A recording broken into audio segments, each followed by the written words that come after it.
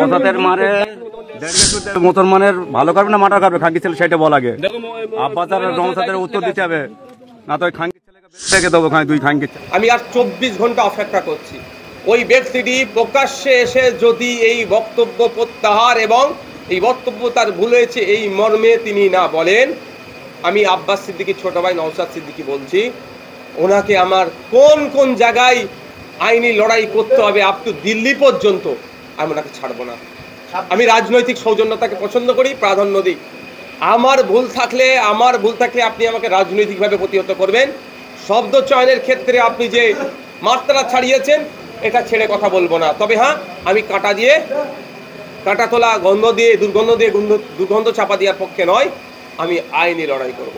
সে আইনি লড়াই যে কি ভয়ঙ্কর লড়াই হবে উনি বুঝতে পারছেন না। সিরেফ একটা মানহানি মামলা নয়, আরও কিছু পদক্ষেপ আমি আইনি লড়াই নেব, যেটা থেকে ওই আহসান মোল্লার ভাই কে আছে সে পরিত্রাণ পাবে না। আহসান মোল্লার 14 পুরুষ ওকে বাঁচাতে পারবে না আইনি লড়াই। আমি এই চ্যালেঞ্জ করে গেলাম।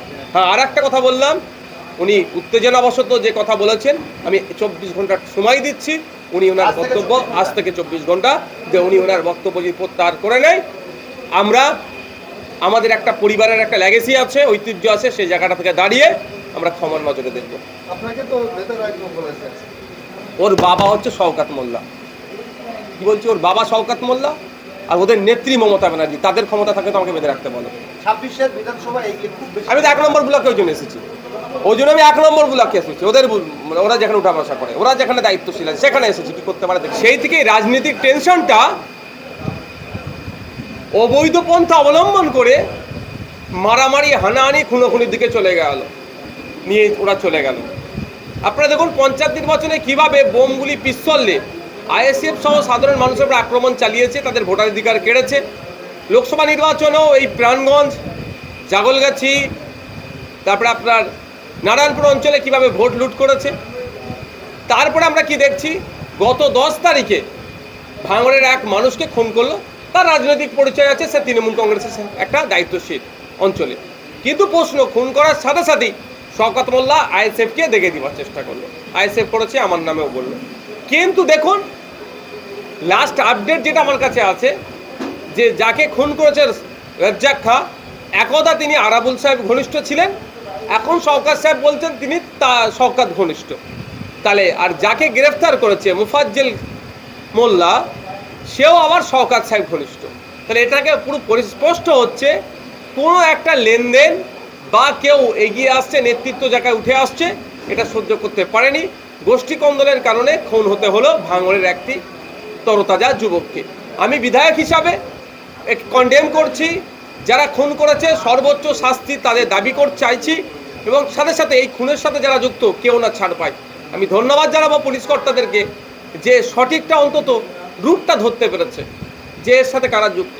আমি এটাও বলছি, ক্যামেরায় রেকর্ড করে রাখুন, আগামী দিনে যদি সঠিক তদন্ত হয়।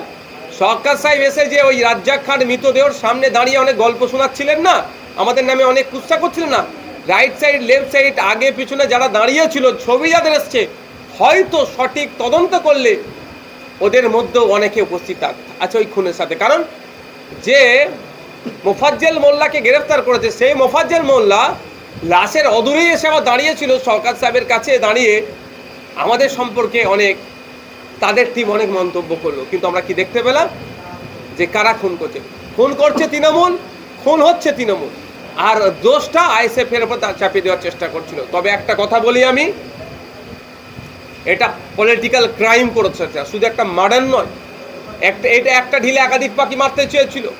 একদিকে যেমন আরাবুলকে ছেড়ে চলে এসেছে, আরাবুলের কিছু ছেলের নামে মামলা দাও, আইএসএফ এর যেহেতু বিরোধী দল, ওখানে আইএসএফ প্রধান বিরোধী দল, আইএসএফ এর কিছু ছেলের নামে মামলা দাও, আর ওর পথের কাঁটাটাকেও সরিয়ে দাও। মানে এক ঢিলে এতটা পাখি মারতে চেয়েছিল। তবে একটা কথা বলে রাখি, আমি যতটুকু খবর পাচ্ছি, এটা একদম ওপর থেকে সিপি স্যারের ওখান থেকে নাকি এটা তদারকি হচ্ছে। He is very much intelligent, আমরা জানি। আমি আশা করব সঠিক উদ্ঘাটন হবে, যারা যুক্ত সর্বোচ্চ শাস্তি পাবে।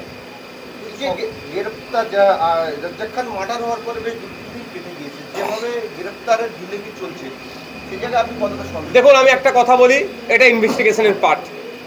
I am not IO investigation officer, আমি পুলিশ পার্সনের কেউ নয়, আমি আইনসভার সদস্য। আমি চাইবো সঠিকটা হোক, যদি ধীরে চলেও সঠিকটা উদ্ঘাটন হয়েছে, একটা তো রুট পাওয়া গিয়েছে যে কে যুক্ত আর কেন খুনটা হয়েছে, কে যুক্ত পাওয়া গেছে, এবার কেন খুনটা হয়েছে আর কারা কারা যুক্ত, কারা আগে খুনটা করতে বলেছে, এগুলো বাকি আছে। আমি আশা করব এরপরে স্মুথলি হবে, গতিতে হবে, রুট খুঁজে পেয়ে গিয়েছে। আপনি ভাঙড়ের বিধায়ক, সেই বিধানসভার মধ্যেই রাজ্জাক খান বাসিন্দা, তিনি হয়তো একটা রাজনৈতিক দল করতে পারে, তো সেই জায়গায় রাজ্জাকের ফ্যামিলির কাছে যাবেন কি রাজ্জাকের সহযোগী জানানো? দেখুন, আমি সত্যিকারের বলছি, একজন ভাঙড়ের বিধায়ক হিসাবে বলছি, আমি প্রচণ্ড মর্মাহত। ওর স্ত্রীর ভিডিওটা নিশ্চিতভাবে আপনারা দেখেছেন, দুটো ছোট ছোট বাচ্চা আছে, বিরোধী দল করতে পারে, আমার তুমুল এত সমালোচনা করেছে, স্টেজে আমাকে ধুয়ে দিয়েছে। দিনের শেষে সে ভাঙড়ের একজন ভোটার, আমি কোনোদিন তার মৃত্যুতে খুশি হতে পারবো না, আমার ওই রুচি নেই। আমি আমার কর্মীদেরকে যতটা ভালোবাসি, ঠিক ভোটারদেরকেও ভাঙড়ে অতটাই ভালোবাসি। সে আমার তুমুল সমালোচনা করলো। আমি একটা কথা বলি, যারা খুন করেছে আমি তাদেরকে শান্তির ঘুম ঘুমোতে দেবো না। পরিবারের সাথে যোগাযোগ আমার হচ্ছে, পরিবারেরও কিছু বাধ্যবাধকতা থাকছে, ফলে আমি সবটা পাবলিক ডোমেইনে ডিসক্লোজ করবো না। আমি চাই এর বিচার হোক।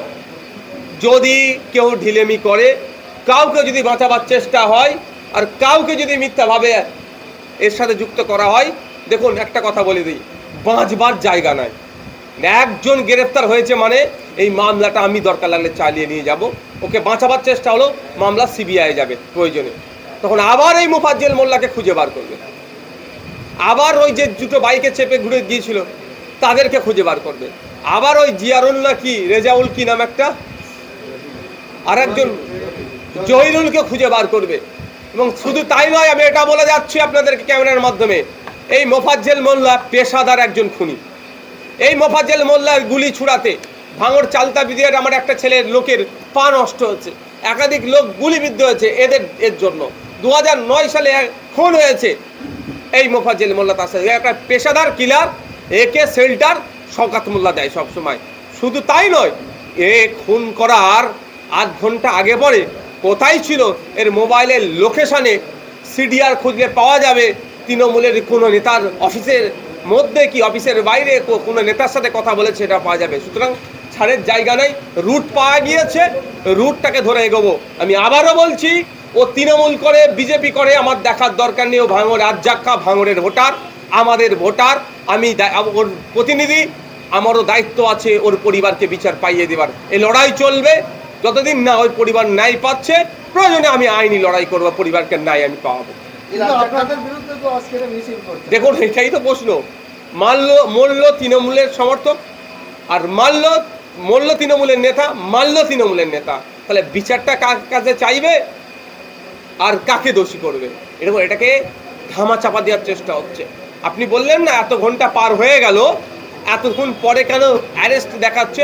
দেখুন, কিছু প্রসিডিওর তাদের হয়তো আছে, আইনি ব্যাপারটা আমি বলতে পারবো না, কিন্তু সলিড জায়গায় তো ঘাটা দিয়েছে। এটা তো ভাঙড়ের মানুষ নিশ্চিত কে বা কারা খুন করেছে। আনঅফিসিয়ালি আমরা বলছিলাম, কিন্তু এবার অফিসিয়ালি বলতে পারছি যে তৃণমূলের নেতা খুন হয়েছে, আর তৃণমূলের নেতারাই খুন করেছে।